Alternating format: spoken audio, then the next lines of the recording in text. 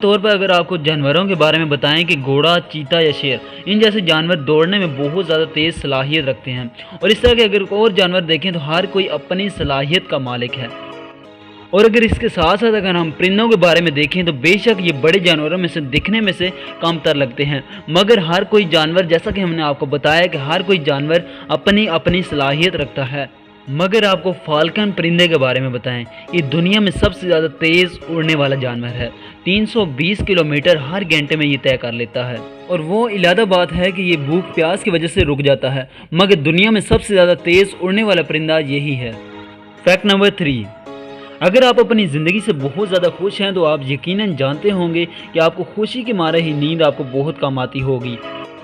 مگر ایسا بہت ہی کم لوگوں کے ساتھ ہوتا ہے کہ ان کی زندگی میں آزمائشیں کم آ رہی ہوں۔ آزمائشیں اصل میں ایک تکلیفوں کا ہی نام ہے، کیونکہ آزمائش تب آتی ہے جب اللہ تعالیٰ اپنے بندے کو آزماتا ہے کہ یہ کتنی تکلیفیں برداشت کر سکتا ہے، اور جب انسان ان میں کامیاب ہو جاتا ہے تو اس آخر کار اس کو وہ کامیابی حاصل کر ہی لیتا ہے۔ اور اگر آپ کسی پریشانی کا شکار ہیں تو ماہرین کا یہ ماننا ہے کہ پریشانی کے دوران نیند زیادہ آتی ہے۔ فیکٹ نمبر 4، دوستوں کیا آپ جانتے ہیں کہ ایک بچہ جب پیدا ہوتا ہے اس کے جسم میں کتنا خون پایا جاتا ہے؟ تو آپ کو بتائیں کہ ایک بچے کے جسم میں 0.2 لیٹر یعنی 1 لیٹر سے بھی کم ایک بچے کے جسم میں خون پایا جاتا ہے،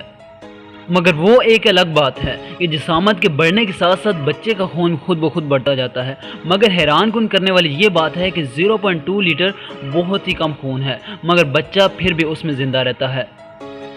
فیکٹ نمبر 5،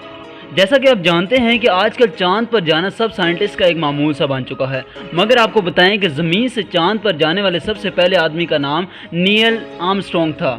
اور جب یہ چاند پر پہنچے تو انہوں نے اپنا بایاں پاؤں رکھ کر چاند پر اترے، اور پھر چاند پر اترنے کے بعد چاند کا نظارہ کیا گیا، اور پھر مختلف آلات کی مدد سے چاند کے بارے میں دنیا کو آگاہ کیا،